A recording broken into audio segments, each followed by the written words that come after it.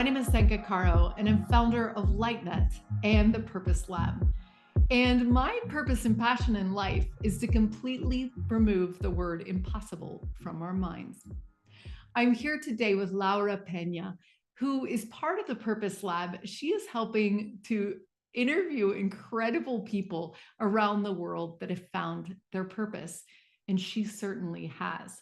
She was born in the Dominican Republic, but went to the United States to study. And then she created a very successful motion design studio in New York City. She worked for companies like Facebook, Samsung, MasterCard, before having a dream that just said she is the universe.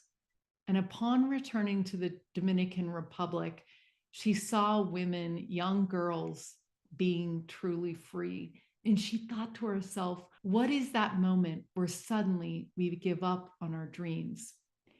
And she set out around the world for 3 years to interview 100 young girls, the future of our future, and ask them what were their dreams and what did they need to make them come true. I think the biggest challenge for me of living my purpose is that before I started doing this, I had an identity of who I was. And this identity combined with what the world around me is telling me that is the right thing to do.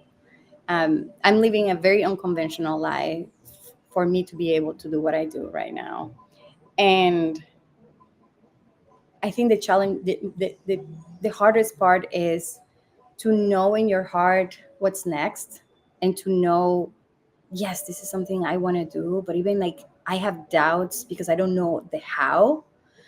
And I think that sometimes we get stuck in the how we're going to do it instead of focusing on the why I want to do it. So sometimes I get hung up into the how, into, I'm an action taker. So it's like, I want to know what's next. And I want to have I want to have a book with all the answers. And I remember there's no book, there's no right answers. And there's only one little step that you take and another little step that you take. And then those steps, then one day you look back and then there's a road that you built yourself.